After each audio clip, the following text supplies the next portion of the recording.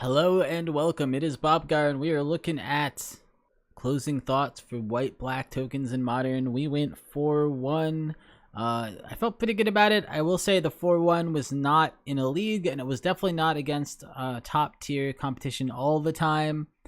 We hit a few decks that I would consider kind of top-tier decks or close to top-tier decks. But we also hit quite a few decks that I would consider like, not that they weren't good, but they were like brews that people were working on and trying to, improve and things like that.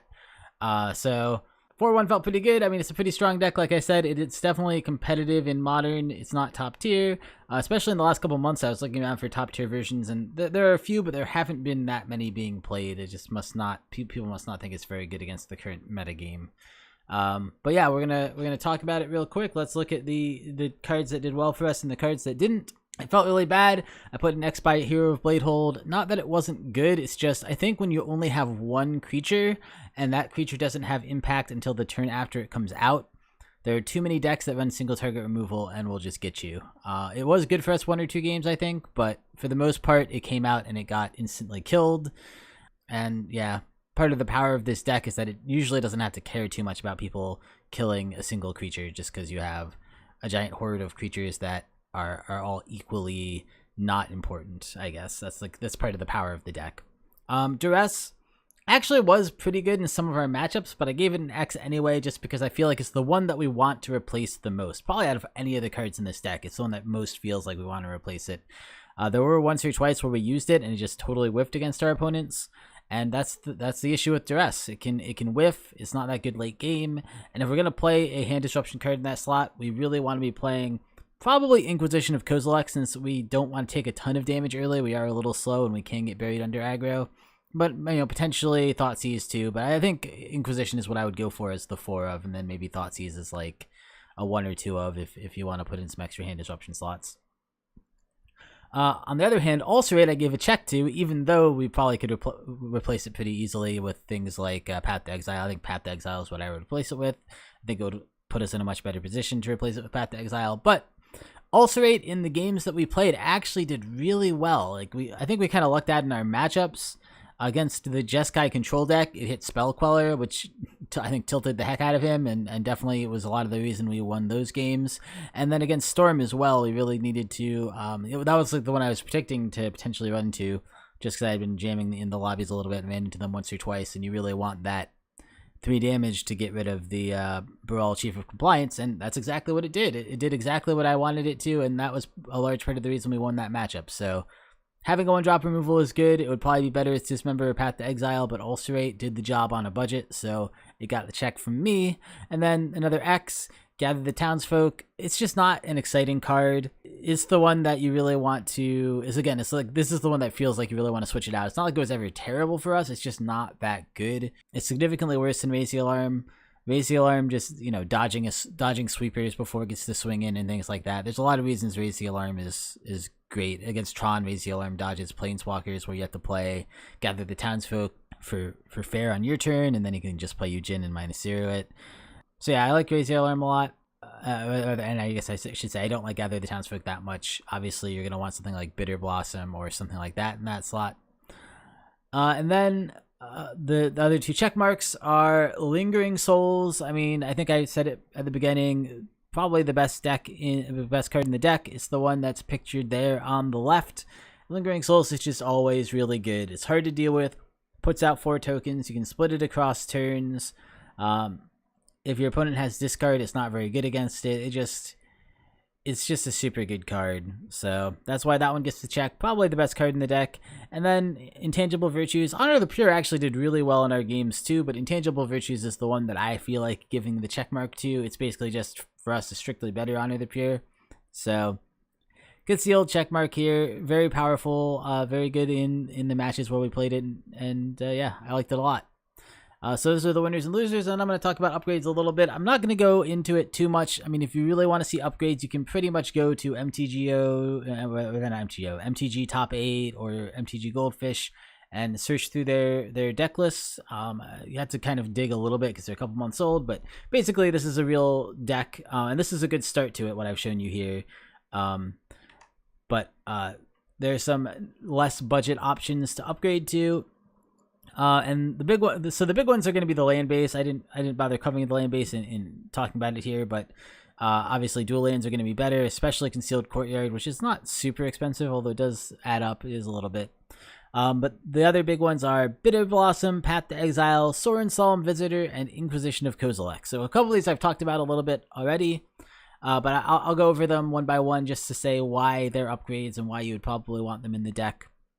So Bitterblossom is just a 2-mana enchantment that puts out a 1/1 flyer every turn, and we're kind of a grindy deck, and this just gives us advantage slowly over time. It does cost us a life for every 1/1 it puts out, but the fact that it gets past sweepers and it's just really good in those grindy control matchups or the mid-range matchups where admittedly we're already pretty good, but it's just a really strong card.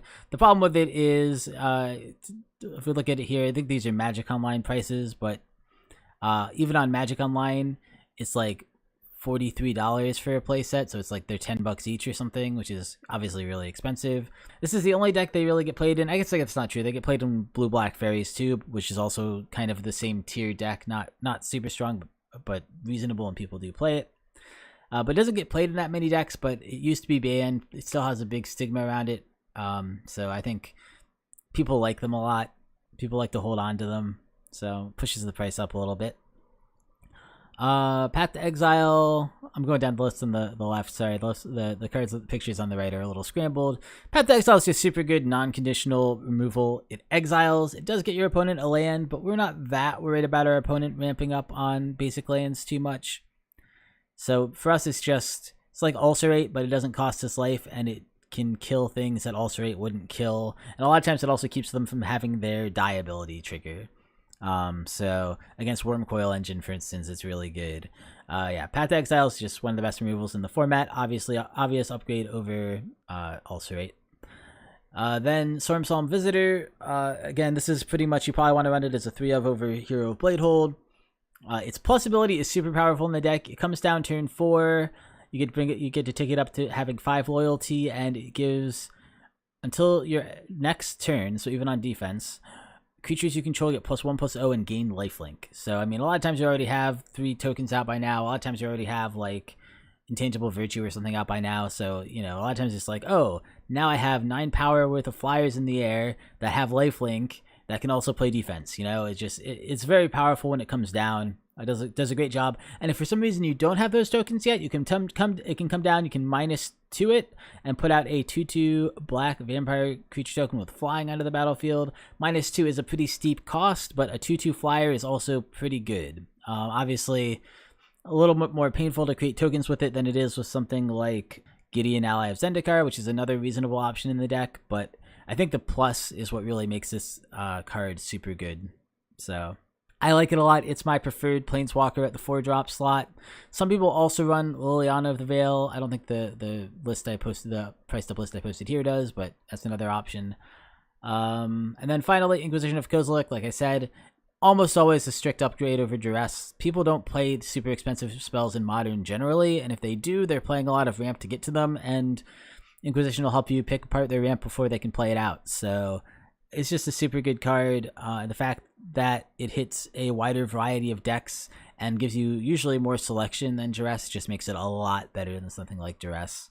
And so yeah, those are the big upgrades. If you look over through their deck, you can see some other things. Like I mentioned, Thoughtseize is a pretty good option. They run a Thoughtseize. They run one of Murderous Cut. We could have put that in ours. It fits within our budget, but didn't think it was necessary, but it's pretty reasonable. They run a couple Shambling Vents. Those are probably going to crash in price after rotation too, so I think that's a pretty good pickup for the deck if you're looking to improve it a little bit. Shambling Vents are pretty good in the deck.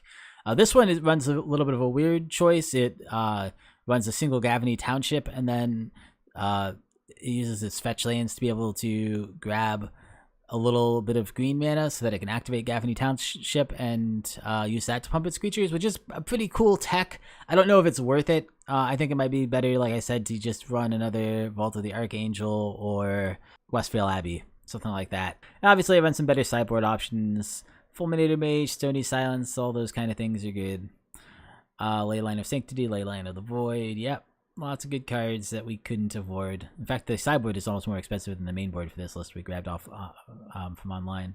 And so yeah, that's the deck for the week. I hope you guys enjoyed it. I have a lot of fun playing this one. I feel a little bad that I didn't run it through a league. I was just a little bit stressed and a little bit rushed last week. Otherwise, this one is probably one that does deserve to get through a league. I'm actually recording this closing thoughts like probably a day before it airs, which is like a week after I recorded all the matches. And that's just because even though I had a 3-day weekend last week, I spent most of it at my girlfriend's horse show hanging out with her. So kind of frantic and hurried on this stuff. But yeah, I think it turned out pretty well. I think it was still pretty fun. I hope you guys enjoyed it. And I'll see you guys next time. Thanks for watching. Hey guys, Bobgar here. I just really wanted to quickly say, if you enjoyed the video, please give it a like. If you enjoy my content in general and would like to see more of it, subscribe. I'll be coming out with more content in the future. And please leave me comments and let me know what I'm doing right, what I'm doing wrong, both in terms of production and in terms of my play and my deck building and all that. Thank you guys so much for watching. I really appreciate it, and I will see you guys next time.